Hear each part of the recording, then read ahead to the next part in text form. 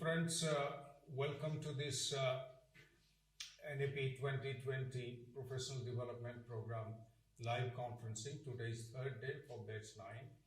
आप सबकी स्वागत है। आप सब लोग ज्वाइन किए हैं इस प्रोग्राम को और मेरी आपसे गुजारिश है कि इस लाइव कॉन्फ्रेंसिंग के साथ साथ आप लोग स्वयं प्लेटफॉर्म में एंटर कीजिएगा। स्वयं में जो मॉड्यूल्स है, वीडियोस है, उसको देखिए और उसमें डिस्कशन फोरम में पार्टिसिपेट करिए और डिस्कशन फोरम का 30% वेटेज और टर्म एंड प्रोग्राम का 70% वेटेज उसको कंप्लीट करिए। जो हम छठा दिन 6th डे आपके लिए खोलेंगे टेस्ट और वो 3 दिन आगे रहेगा। प्रोग्राम 6 दिन का है एज पर यूजीसी रूल्स, पर 3 दिन हम ज़्यादा दे रहे हैं for you to clear the test. So today we have nationally renowned expert, Professor Ruchika Kubaji, who is Director, School of Health Sciences in Indira Gandhi National Open University, herself being a doctor. She is an MBBS. She has MD in Preventive and Social Medicine from Lady Hardinge Medical College, University of Delhi. She is also MBBS from Lady Hardinge Medical College also. And she has also done a postgraduate diploma. Of course, she has done postgraduate diploma in distance education from IGNOU that we are offering.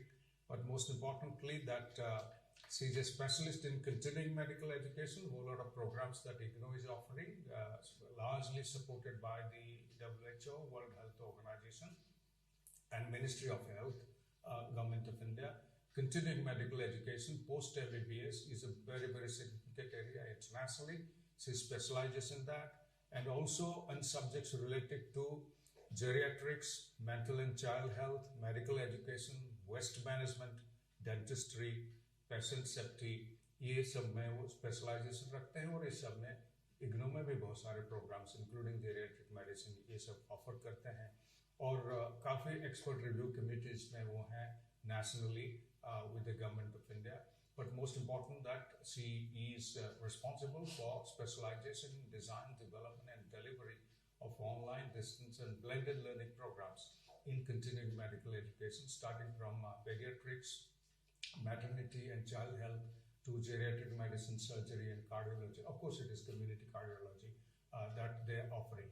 So with this, I welcome Professor Ruchika Kuba, Director, School of Health Sciences, Indira Gandhi National Open University. She will be talking today on NEP 2020 and continuing medical education, which is the most important area, and NEP has devoted some space on discussing professional education, within that medical education per se. She may also touch upon nursing because she is also in charge of nursing, which is also a faculty, including BSc nursing and other areas that our school is offering. So with this, welcome Professor Ruchika Kubaji. Thank you. Today I will be speaking on national education policy and continuing medical education.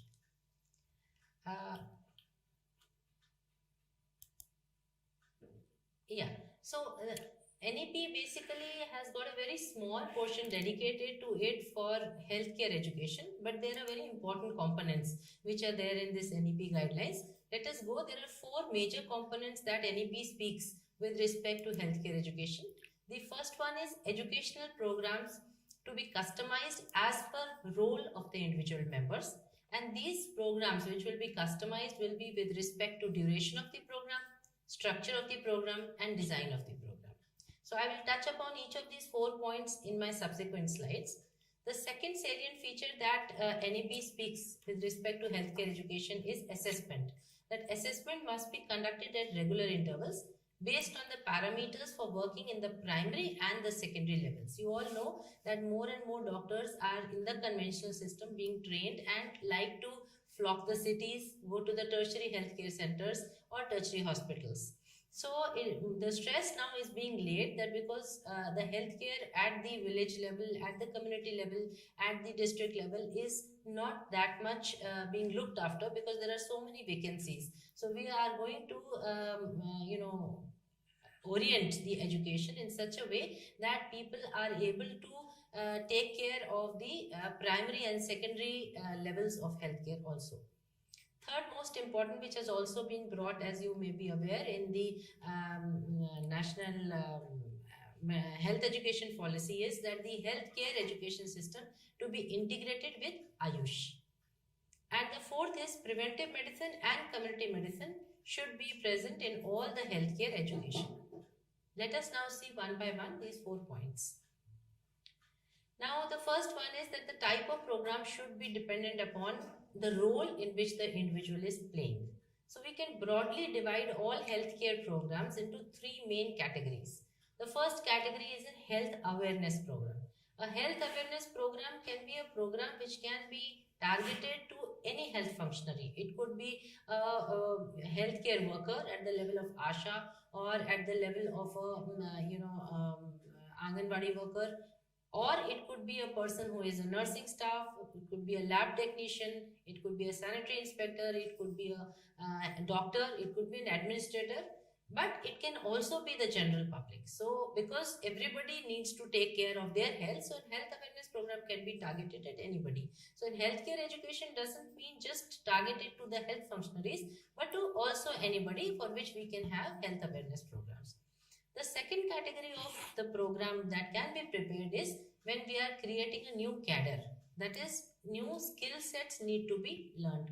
For example, as you are all aware that we have a medical council, which is now the NMC. We have got the Indian Nursing Council, but we do not have per se registered council for the paramedical programs. So we can create programs specifically for paramedics also. For example, general duty assistant, geriatric care assistant, dental hygienist, home aides. These all programs are being created, and these are also being developed by the National Skill Development Corporation, NSDC. And we are also having the paramedical, now it is being integrated into the councils for the other programs, and this is also going to come up. Then the third category is the continuing education of health personnel. Already, for example, a doctor is there, he has graduated maybe 20 years, 30 years, even 40 years back, but there are so many new things which have come, and he needs not only to know about it, that is knowledge to be developed, but also skill to be enhanced. And so for that, certain continuing medical education programs can be developed. Similarly, continuing nursing education programs can be developed, and the various programs that we are having in IGNOU are, for example, like Dr. Panda already mentioned, MCH, geriatric medicine, maternal health, critical care, and so on. Another type of program under the continuing medical education is these programs that I have spoken about are for self-development. If you are a doctor, you may be wanting to improve your practice that you are doing, whether it is in the government sector, private sector, or public sector. You need to improve the skills, and for self-development you do these programs.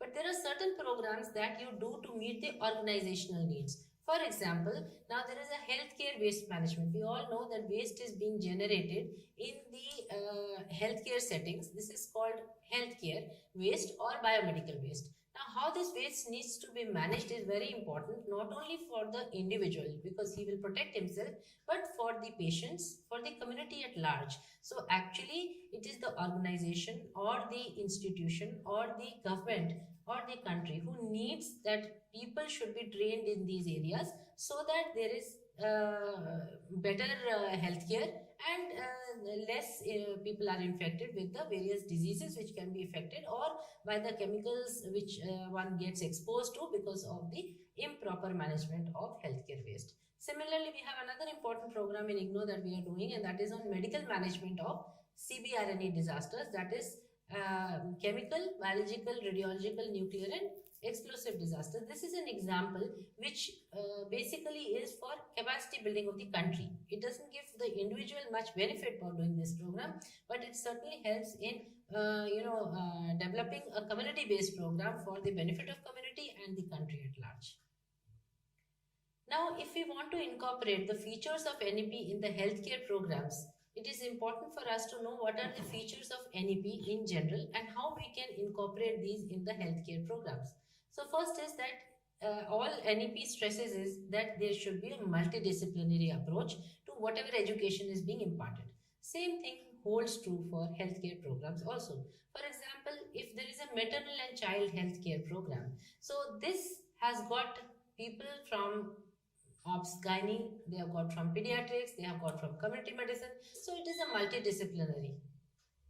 Similarly, we have got, for example, geriatric medicine. Now, geriatric medicine is another component in which you already know that it is geriatric medicine is a medicine catered for healthcare of elderly. So we require large number of departments to coordinate with each other for development of professionals who are trained in geriatric medicine. For example, you know that with old age, there is a problem of vision, there is a problem of hearing, there is a problem of cognition or understanding and interpretation, there is a problem of all the systems because of aging, slowing down your gastrointestinal system, your respiratory system. So you require so many different kinds of departments who have to join hands, to enter into this training. So these are some of the few examples where multidisciplinary teaching is required.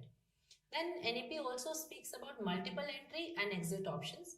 We can have a modular approach of programs where there could be a master level program which can have exit after 1 year as a bachelor program, or after just doing after doing 3 years as a bachelor program, after doing 1 year as a PG diploma, and after just 6 months as a certificate. The reverse can also be true. You can take up the program as a certificate program, and if you feel that you would like to continue and go in for a diploma, you continue the program for another 6 months, so that 1 year duration you get a PG diploma. If you further want to keep your study going, you can you can take a bachelor's degree, and later on with 4 years you can take a master's degree. The third feature that NEP has stressed upon is blended learning. This is the most important feature, I think, which are important for the healthcare programs. And this is because, unlike many other programs, healthcare essentially requires skill training. So for skill training, all the training cannot be done through online or through just ODL mode. We do require to have essential hands-on training. And these hands-on training can be done at designated, notified and identified centers where the people are specifically trained to provide the hands-on training.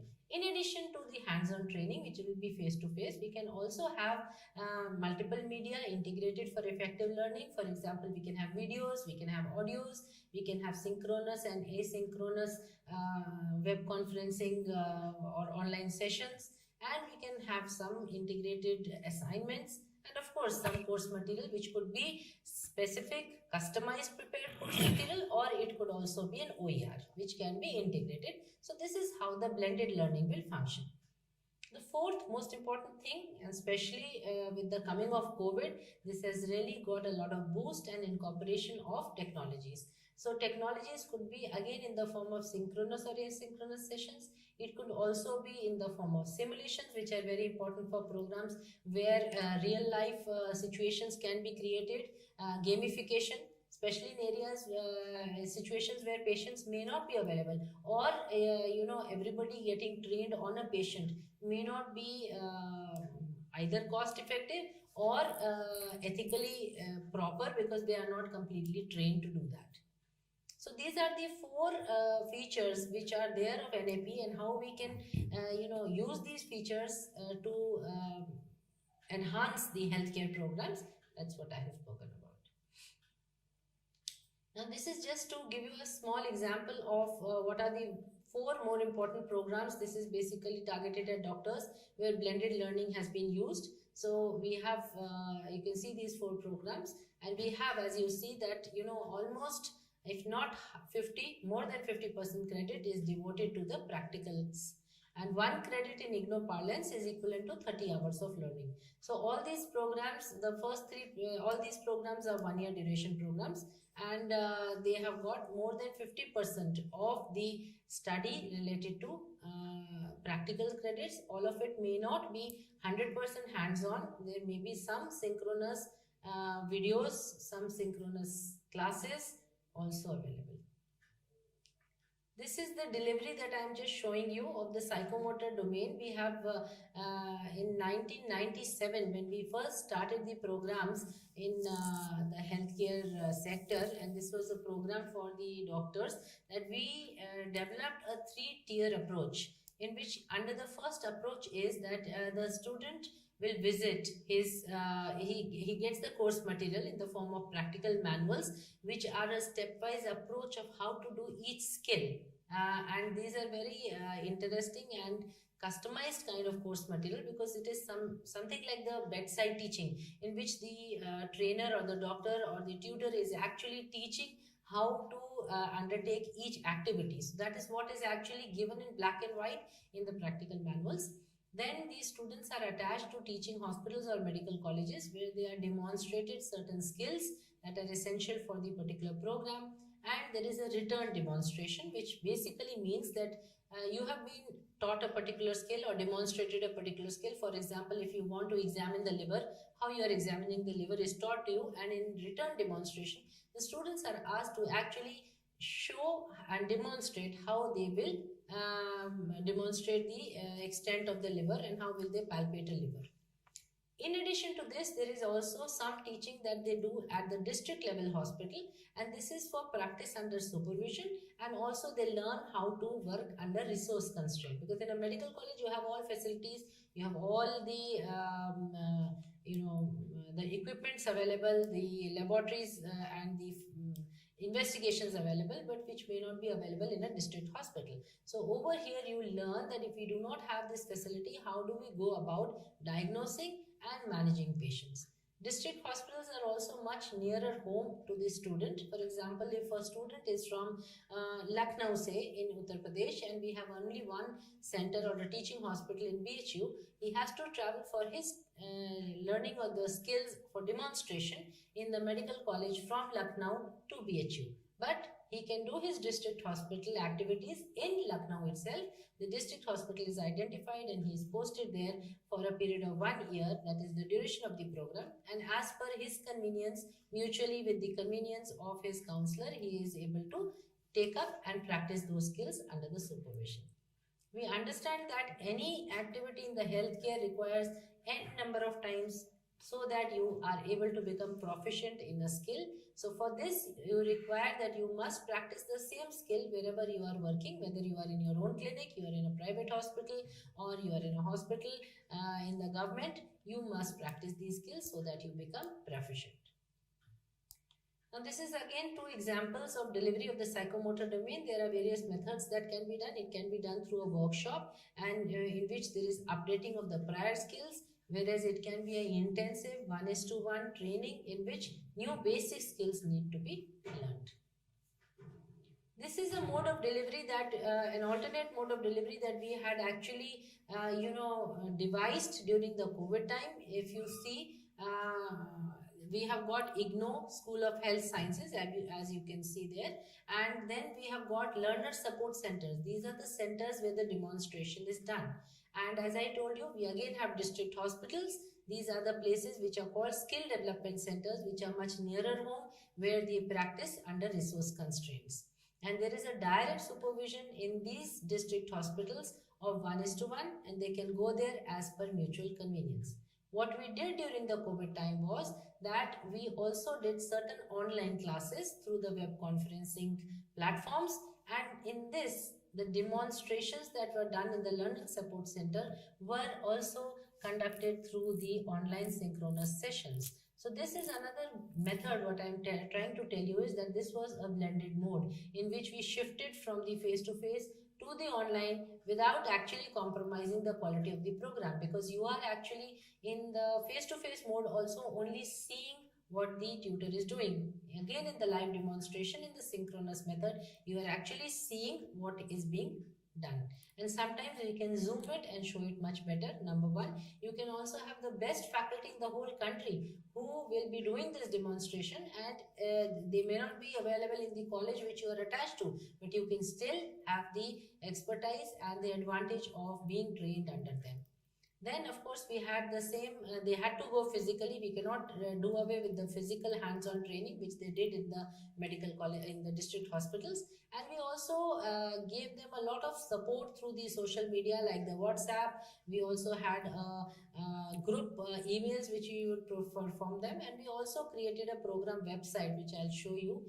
We created. So this is another thing that now we come to. Second was integrating technology. So this is how we integrated technology. We had 91 in the period of 1 year. We had 91 1-hour classes that were taken, and they was all recorded as videos, and they were shared with the students so that they could see it again and again. So you see, the advantage was that if you go once in a medical college face to face, you're only getting a 1-hour session, but over here you are getting that 1-hour session available at your home any number of times you can see, so that you are able to clear doubts and you will actually learn how it is being done.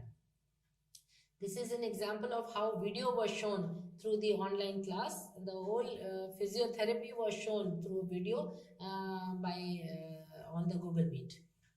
This is something which the student did. This is a reverse demonstration kind of a thing. The counseling was conducted by the student on a patient, and he recorded the video himself, and then he played it on the Google Meet, where he was then, his peers could comment on it. They could ask here questions, could comment that you did not do this correctly, maybe this you could do better. And even the tutors, they also, they also gave comments. And then case presentations were also done by the student. This is a video that a dedicated website that was produced for one of my programs. In fact, all the health sciences programs, we have got program specific dedicated websites, in which, as you can see, that we place the soft copy of the course material, we place the video sessions, the recordings of the videos which were taken, we place OERs, we place assignments. We also have a page where we give them administrative support in the form of telling them how should you download your hall ticket, how should you download your iCard, where you should send your assignments, and so on and so forth. This is another example where I am showing you how one of our programs of certificate program in yoga, which is under the health awareness program. Of course, there is a little bit of skilling in it, but it can be done by anybody with 10+2, that we did the practical internal assessment examination through Google Meet, in which all the students were asked to do one particular asana. They are all at their own home. They are performing their activity, and they have switched on their videos so the evaluator can see how everybody is performing. And so whenever they are ready, some of the videos are not on because everybody has not started, and those people who are started, you can see that they are all in the almost the same process of activity, that is the yoga that they are doing. Now we come to the second component, that is the assessment at regular intervals, that has been written for healthcare education by NEP. Now there are three types of assessments: assessment of learning, assessment for learning, and assessment as learning. So assessment of learning basically means the summative assessment that is done through the terminal examination. And since we in all programs should have a theoretical as well as a practical component, so the assessment should be separately for a theoretical course or the theoretical component, and separately for the practical course or the practical component. Then we have assessment for learning, and for learning basically means a formative assessment or a continuous assessment, so that we see that the learning is taking place throughout the process of the program delivery. And this could be in the form of either marked assignments or unmarked assignments. So you will wonder that what is the point of unmarked assignments? Unmarked assignments are very useful because they also help in a way of motivating the students. Marked sometimes may motivate, sometimes may even demotivate, but unmarked assignments are in a way of self-assessment, so that the student understands, yes, I am understanding the program, he gets motivated and he moves forward. Unmarked assignments could also be in the form of a peer responses, and the peer also tell you that, yeah, this is very nice, we can also learn from you. So such kind of things are very useful for the continuous assessment. Then we have assessment as learning. So as learning is that while the student is actually doing the activity, he is recording all that what he's doing, and he is assessed on the work that he's recorded. So this could be in the form of a portfolio which is submitted by the student, or it could be in the form of a logbook. Then we come that how we should integrate the healthcare education system with Ayush. So I strongly believe that though I am from the allopathic system of medicine, but all systems of medicine have their own plus points, and so it is important that a holistic approach to health and disease must be done, especially when we are developing an awareness program. even when we are doing a continuing medical education or a nursing education program, because a holistic approach to health and disease will bring out the positive and the strong points in each different system of medicine, and so they can be very useful. And especially when the awareness programs are generated, there are so many people who are following different systems of medicine. Somebody could be having faith in the allopathy, somebody could be having faith in the Ayurvedic system. So when we go through a holistic approach to the health and disease, people are able to comprehend and understand how to prevent and also go for management of the diseases. Here I would like to say that prevention of disease is a very important point which must be taken into consideration when we are talking about healthcare. Again, integrating different systems, as I said, we can do it in the continuing nursing education as well as continuing medical education program. We have one program which is a certificate in community health program, and this program is offered to GNM nurses, BSc nursing nurses and registered Ayurveda practitioners. So the whole mapping was done, and it was found that the syllabus of the Ayurveda practitioners and the GNM nurses was very much similar. And so this program is actually under the Ayushman Bharat Abhiyan, and under this program, you may be aware and heard that we have got health and wellness centers all over the country, which the Prime Minister has asked that they should be available for the healthcare of the community level. And because people needed to man these centers, so it was decided that Ayurvedic practitioners and GNM nurses could be upgraded to a health wellness center supervisor, and they would go a bridge course. So this is a 6 months bridge course with IGNO has done, and we have trained more than 8,000 people with this particular program, starting from 2000 I think 18 we started this program. Yeah, this we have already done. Okay, sorry, I'm going back. Yes.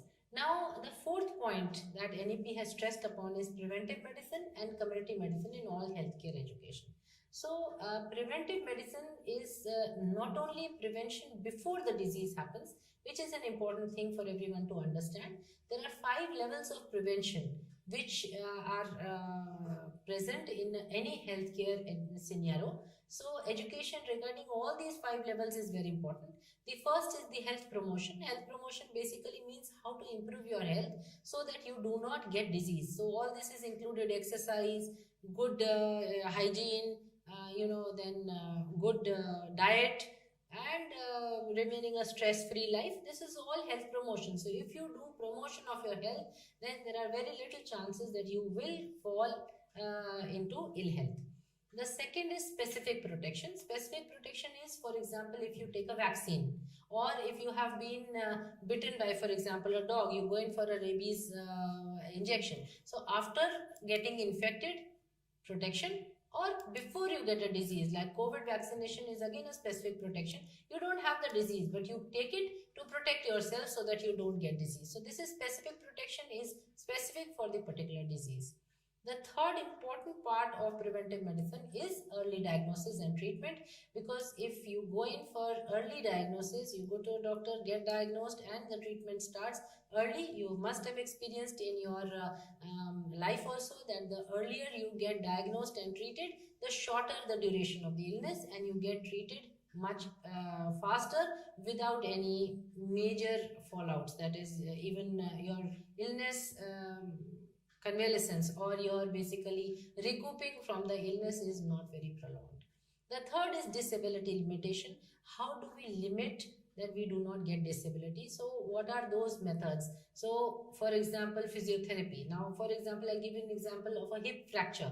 If you've got a hip fracture, you have to go in for a surgery. You go in for a surgery, but you feel that, okay, I am very weak, and I've just had a surgery, I don't want to walk, I don't want to do some exercise. So you keep lying down, and because of which your muscles become weak, and so ultimately you are having a lot of problem in again starting to walk, and you may also develop some disabilities, you may develop contractures. So disability limitation over here would mean that after the surgery, you are immediately taken for physiotherapy, and you yourself start walking, small exercises. So you have limited your disability. This is disability limitation. And the fifth and last one, of course, is rehabilitation. That if you have developed a disability, how to rehabilitate yourself. This could be a social rehabilitation, it could be a medical rehabilitation, it could be a psychological rehabilitation. So if you have developed a disability or limitation, then how you will recoup and come back to become normal. The second component of this is community health orientation to all programs. So it is very important that all programs must be sensitized, to be able to establish a relationship, that what is the social, cultural, environmental determinants on the health of the community. For example, if we are talking of a simple disease like tuberculosis, now what is the going to a doctor, getting diagnosed, getting treatment is not the end of it. You know that tuberculosis has a lot of stigma attached to it. So it will also involve, that educating the community, educating the general public that no, this doesn't have stigma. And also educating the person who is actually suffering from the disease that there is nothing to be ashamed of. It is just a simple communicable disease. So there is no problem. Again, telling the person that it is just not the treatment that you have to undertake. You have to have a good diet. You must also come for regular checkups. You should not leave the medicine. And what are the cultural practices which should, for example, in diarrhea, earlier they used to say you should stop eating because the more you eat, the more diarrhea you will have. This is a cultural or a social, impact of the disease. So you can say, no, that's not true. That is not medically correct because that has no scientific basis. So all these are important when we are talking about a particular disease. So this is all we have. I think the four components that were there, I have covered those four components and with some examples. So if any questions, I think I would